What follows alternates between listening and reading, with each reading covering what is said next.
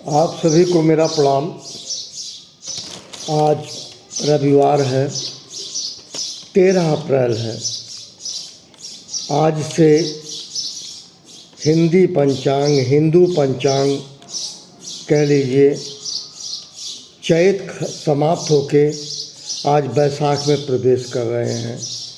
जो नए बच्चे हैं उनको नहीं पता है, यहाँ तक कि उनके माता पिता को नहीं है कि चैत वैशाख जेठ कहाँ है। जानना चाहिए।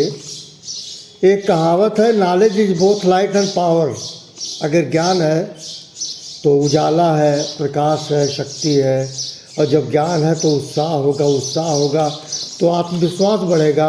आत्मविश्वास बढ़ेगी तो प्रसन्नता आएगी। ये एक तरीका है, ये मोडस ऑपरेंडी है जीवन जीने का। उत्साह तभी रहेगा जब आपको ज्ञान होगा। आज बैसाख है, पहला दिन है, कृष्ण पक्ष है, ठीक है, और प्रतिपदा मतलब पहली तिथि बैसाख 13 अप्रैल।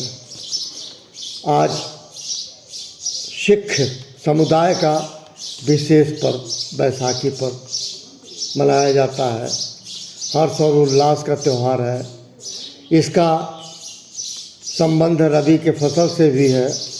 फसल तैयार हो जाता है, पक जाता है, कटाई, खुशी, प्रसन्नता, उल्लास, ये त्यौहार बैसाखी का। इसके साथ एक खगोलीय घटना है। सूर्य को आप भगवान मानते हैं और सच भी है, इससे बड़ा प्रमाण कुछ हो नहीं सकता इस संसार में। सूर्य जो है मेष राशि में प्रवेश कर रहा है। मेष राशि में प्रवेश करने का ये मतलब हुआ कि बैसाख, जैसे कहा जाता है, लखनऊ में एक चीज़ बड़ा फेमस है कि जेठ बैसाख बहुत तपता है। आज से सूर्य भगवान का ताप बढ़ेगा। मेष राशि में सूर्य भगवान प्रवेश कर रहे हैं। ये एक खगोलीय घटना होती है और हमको इस्तकबाल करना चाहिए।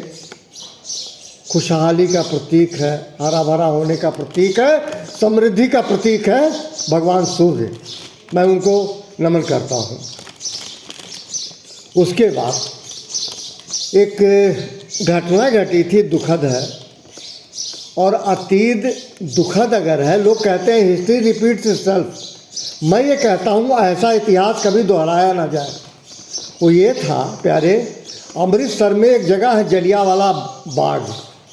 वहाँ जो है एक अंग्रेज कानून ला रहा था, रॉलेट एक्ट। उसके अंतर्गत क्या था, कोई भी भारतीय, कोई भी देशवासी क्रांतिकारी हो या अभिव्यक्ति की आज़ादी की बात हो, वो जो कुछ बोलता हो उस पर अंकुश लगाने की बात थी। उसके लिए ये शांतिपूर्वक एक प्रदर्शन जलियांवाला बाग में 13 अप्रैल 1919 को हुआ।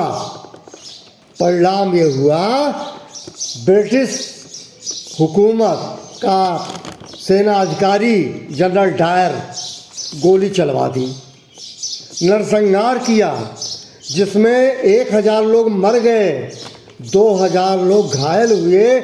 मैं आंकड़ों पे नहीं जा रहा हूँ, कहा यह जाता है 388 शहीदों की सूची है। मैं इस चक्कर में नहीं पड़ता।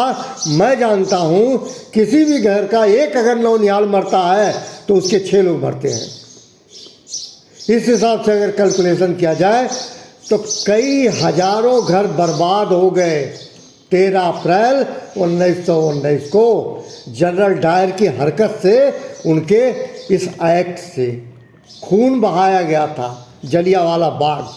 ये अतीत की याद दिलाता है और दुखदाई भी है, बड़ी पीड़ादायक भी है।